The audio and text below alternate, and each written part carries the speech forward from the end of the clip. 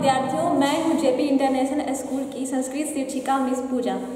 मैं क्लास 7 के विद्यार्थियों को पढ़ाने जा रही हूँ दुर्बुद्धि विनिष्यति पार्ट 4।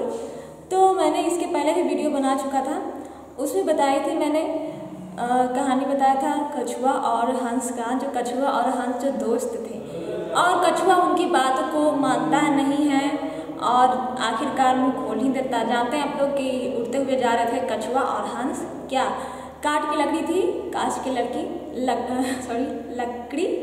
काष्ठ की लकड़ी थी और उस पर मतलब हंस जो है, हंस पकड़े हुए, हंस चोंच से उसे दबाए हुए था और कछुआ लटका हुआ था, है ना। कछुआ भी उसमें लटका हुआ था और इसी सहारे से वो सब आकाश में उड़कर दूसरे जगह जा रहे थे ताकि कछुआ और मछलियों को जो मारने वाले थे मछुआरे, वो उसे नष्ट न कर सके, ना मार सके, इसलिए वो लोग जा रहे थे। तो चलिए आज हम देखते हैं कि आगे कछुआ क्या करता है। तेषां तद्वचनं, देखिए तेषां तद्वचनं श्रुत्वा कूर्मः क्रुद्धः जाता। तेषां तद्वचनं श्रुत्वा कूर्मः क्रुद्धः जाता। मित्राभ्यां दत्तवचनं विस्मृत्य स अवदत् यूयं भस्मखादत्। देखिए तेषां तद्वचनं श्रुत्वा, तो आप लोग जानते हैं कि जब उड़ते हुए जा रहे थे, जब हंस और कछुआ ऊपर में, तो सब लोग को अचंभित हुआ और ऐसा होना स्वाभाविक है कि सब लोग अचंभित होंगे कि अरे कछुआ और हंस और वो भी उड़ते हुए, कैसे ऐसे हो सकता है। और लकड़ी के सहारे से कछुआ लटका हुआ था, तो ऐसा कैसे हो सकता है।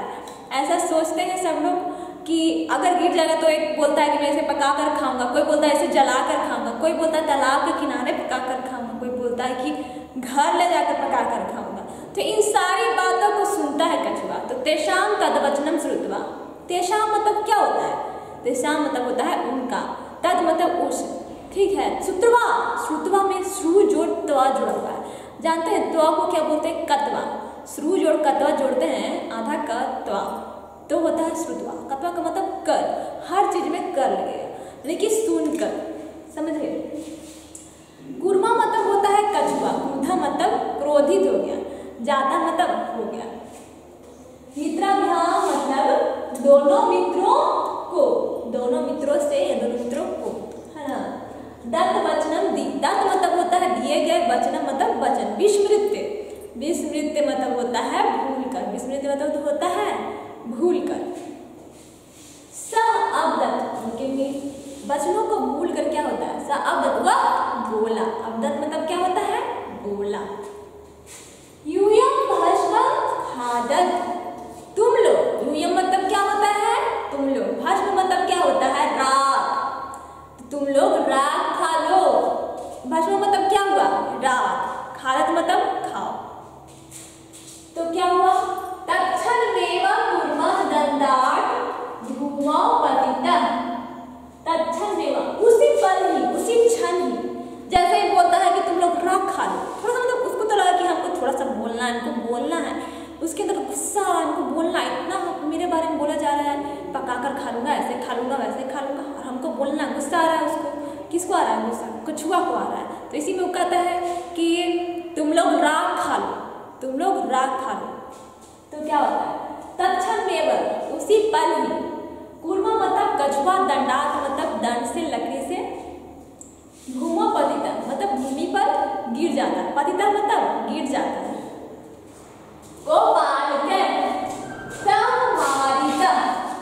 फिर उसके बाद क्या होता है, गोपालकः मतलब क्या होता है, ग्वालों के द्वारा। गोपालकः मतलब ग्वालों के द्वारा, ठीक। सम मतलब वह, माता मतलब मारा गया। तो फिर उसके बाद क्या, अब तो उसका परिणाम आप देखिए, परिणाम भुगत ही गया क्या, कछुआ, जो दुर्बुद्धि का परिणाम भुगता। दुर्बुद्धि मतलब खराब बुद्धि या दुष्ट बुद्धि जिसे कह सकते हैं, उसके कारण आखिरकार कछुआ को परिणाम भुगतना पड़ा और ग्वालों के द्वारा मारा गया। मतलब इसके बाद क्या लिखते हैं, संस्कृत में है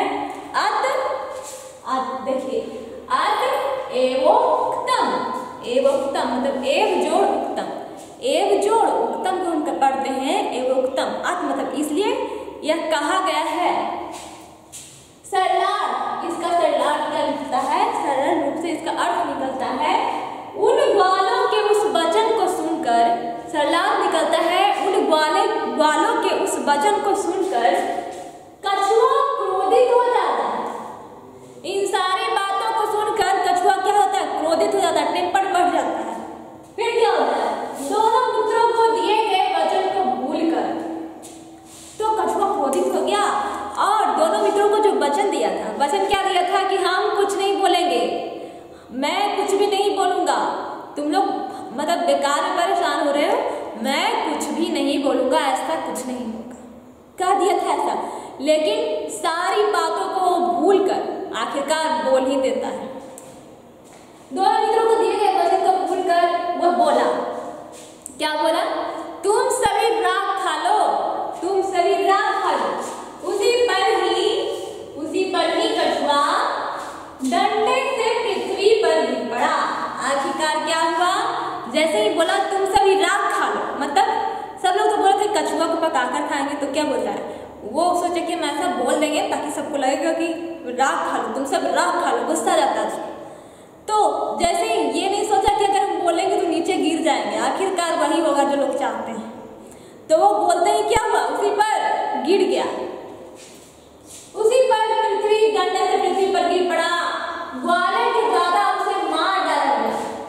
तो फिर क्या हुआ, जो ग्वाले थे उन्होंने क्या किया, कछुए को मार दिया, ग्वाले के द्वारा उसे मार डाला गया। फिर क्या होता है, अतएव कहा गया है। इसलिए ऐसी बातों से हमें क्या सीख मिलती है, इसी प्रकार मतलब ऐसा ही है, अतएव कहा गया है। इसलिए हम लोग को क्या कहा गया है, कहा गया है सुहृदाम हित कामाना, लिखा हुआ है सुहृदाम हित कामाना वाक्यम यो नाभिनंदति स कुर्म इव दुर्बुद्धि काष्ठात् भ्रष्टो विनिश्यति। अच्छे से शब्द को उच्चारण करना सीखें। आप लोग किताब को देखकर भी उच्चारण कर सकते हैं या फिर यहाँ पर से भी देखकर उच्चारण कर सकते हैं। बड़ा बड़ा लिखा हुआ है सुहृदाम हित कामानां वाक्यम यो नाभिनंदति स कुर्म इव दुर्बुद्धि काष्ठात् भ्रष्टो विनिश्यति।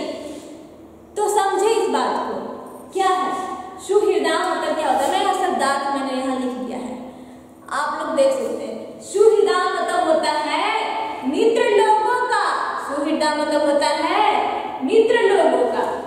हित कामानां, हित मतलब क्या होता है, हित मतलब होता है भलाई, कामाना मतलब इच्छा रखने वाला, मतलब भलाई चाहने वालों का। एवोक्तम, एव जोड़ उत्तम मतलब इसे तोड़िए करते कैसे दिखाता है, एव जोड़ उक्तम मतलब ऐसा कहा गया है। विस्मृत, विस्मृत मतलब होता है भूल कर। तो इस प्रकार इन सब का शब्दार्थ आप लोग समझे। इसके बाद देखिए हिंदी कितना आसान लगा है। सरलार्थ है भलाई चाहने वाले मित्र लोगों के वचन को जो प्रसन्नता पूर्वक स्वीकार नहीं करता।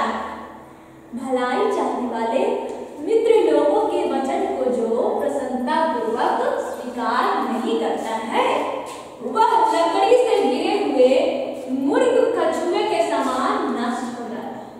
तो अंतिम में ये श्लोक है, यानी कि इससे जो हमें सीख मिलती है, जो सीख मिलती है वो संस्कृत में श्लोक के रूप में बताया गया है कि जो हमारे मित्र हैं हमारे भलाई चाहते हैं, और भलाई चाहने वाले मित्र लोगों के वचन को जो प्रसन्नता पूर्वक स्वीकार नहीं करता है।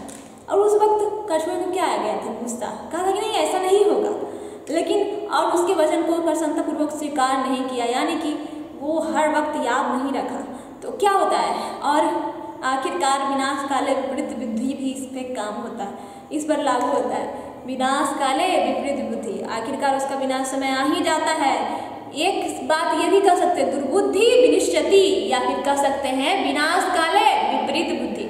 जब विपरीत बुद्धि आता है तो विनाश होकर रहता है, वही है दुर्बुद्धि, यानी कि विपरीत बुद्धि। तो कछुआ को आखिरकार विपरीत बुद्धि आ ही जाती है। वो प्रसन्नतापूर्वक इस बार, अगर हम लोग को बहुत संकट है या फिर कोई अच्छी बात, भलाई चाहने वाली बात कह रहे हैं तो उनकी बातों को मानना चाहिए, और उनकी बातों को अगर हम स्वीकार नहीं करेंगे तो आखिरकार पछताना पड़ेगा। और हाल क्या होगा? कछुए के जैसा हाल होगा। कछुआ जैसे लकड़ी से गिर पड़ा आखिरकार, है ना। और मूर्ख कछुआ के समान वो लोग नष्ट हो जाते हैं जो प्रसन्नतापूर्वक अच्छे भलाई चाहने वाले लोगों की बात को नहीं मानते हैं। तो इस कहानी से हम लोग ने ये सीखा। आप लोग जानते हैं ये कहानी थी कछुए और हंस की जो उड़ते हुए जाते हैं। ठीक है, धन्यवाद। तो इसी प्रकार से आप लोग पढ़ते रहिए, घर पर किताब से देख के पढ़िए, और जो मैं हिंदी बताती हूँ हो सके तो अपनी मन से इसका सारांश को लिखने का प्रयास करिए। एक कॉपी में एक कहानी की तरह इसे लिखिए ताकि आप लोग भूल भी जाएं तो याद रहे कि ये कहानी था। और कहीं कहीं शब्दार्थ को देखिए, ये मौका बार बार नहीं मिलेगा कि आप संस्कृत आप लोग 10 क्लास के ऊपर से पढ़ते भी नहीं हैं। कुछ नॉलेज तो होना ही चाहिए। अगर हमारे घर परिवार में भी पंडित रहते हैं, सबको रहते हैं, कथा सुनाते हैं या फिर कुछ भी, हिंदुओं के धर्म में तो संस्कृत का बहुत महत्व है और संस्कृत में बोलते हैं, तो कुछ तो हम लोग को पता होना चाहिए कि आखिर इसका मतलब क्या है। यही तो हमारा संस्कार है, सभ्यता है, जो हम लोग भूलते आ रहे हैं। तो इस बात पर सबको ध्यान देना है ताकि कोई भी पूछे कि बेटा इसका मतलब क्या है, तो कुछ तो पुष्पम अर्पयामि कहते हैं लेकिन जानते नहीं कि इसका मतलब क्या होता है। पूजा कर रहे हैं लेकिन जानते ही नहीं है कि इसका मतलब क्या होता है।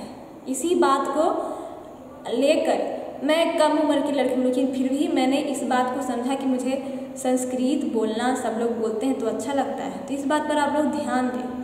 हमारे घर परिवार में, पूजा पाठ में, हर चीज़ में संस्कृत का बहुत महत्व पहले से ही होता आया है, लेकिन आज सब लोग भूल रहे हैं। धन्यवाद। प्लीज़ लाइक एंड सब्सक्राइब जरूर करें।